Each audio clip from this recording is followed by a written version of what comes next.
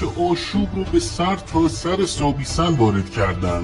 قدرتمندترین اتحاد شیرها فقط با رهبری باهوش و شجاع میتونست به این دستاوردها برسه، چون بدون حضور ماخولو برادران موپوگو تو همون کودکی احتمالاً جون خودشون رو از دست میدادن.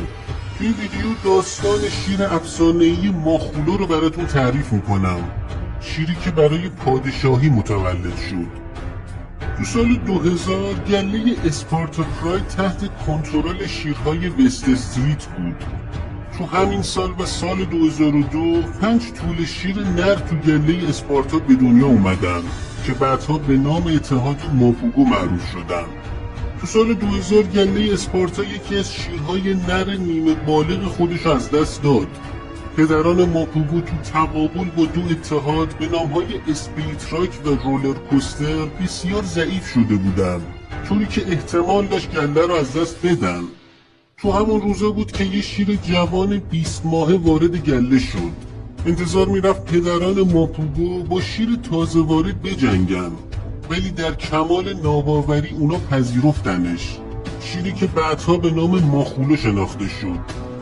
مطمئناً اعتقاد دارن که ماخولو پسر یکی از شیرهای وست استریت بود که تو اکتبر 1998 تو گله کستلتون متولد شد. با وارد شدن ماخولو ماده شیرهای گله اوایل بسیار ناراضی بودن، ولی رفته رفته ماخولو توانایی‌هاشو نشون بقیه داد. اون هم تو شکارهای گله کمک زیادی به ماده شیرها میکرد و همین که به خاطر جثه بزرگش و مهارت‌های نبردی که پیدا کرد تو مقابله با اتحادهای مهاجم از قلمرو و گله اسپارتا به همراه پدرانش محافظت میکرد. تا سال 2003 ماخولو تبدیل به محبوب ترین عضو تو گله اسپارتا شد. اون تو شکارها مهارت بالایی پیدا کرد و تو نبرد با شیرهای مهاجم بسیار با تجربه و شجاع عمل میکرد. از طرف دیگه با 5 برادر ناتنی خودش هم بسیار صمیمی بود و همین که به خوبی ازشون محافظت میکرد. برادران موپوگو با محافظت ماخولو بزرگ شدن.